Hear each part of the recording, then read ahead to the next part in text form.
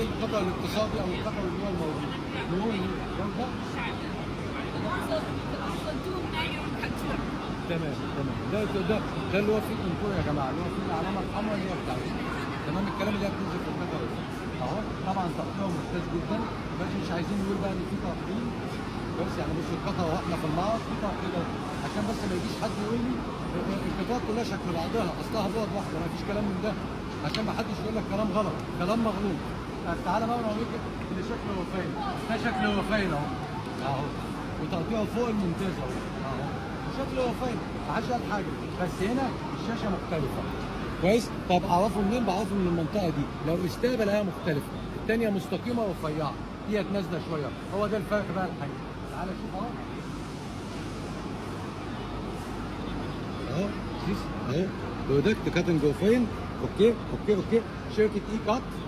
بس شركه محترمه جدا شركه محترمه جدا بس ما يقولكش المكن كله شكل بعض ما تيجي تشتري من عميل يقول لك اصل وفاين زي كذا لا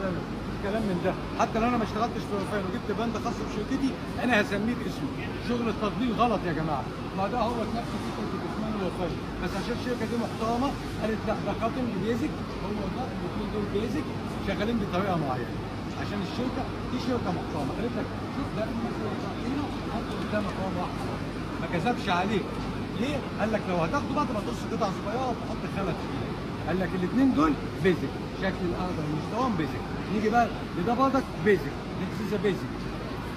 ده برضك نفس الفكره الشاشه اختلفت مع الضغط والصفاء والكلام من ده نفس الفكره الثلاثه دول هم حاجه زي اقتصادي او حاجه انها تمشي الموضوع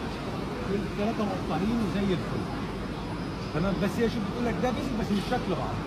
طب تعالى بقى ندخل على المستوى الثاني فكره ان احنا ايه لا شكل بعض وكله ايه بالحلاوه بيفك لا مفيش الكلام ده هنا لا فكره انت بتشتري حاجه بتطلع مكتوب عليها كلام ده اللي انا شفته وده اللي انا بنقوله للعملاء بتوعي وطبعا انتوا احرار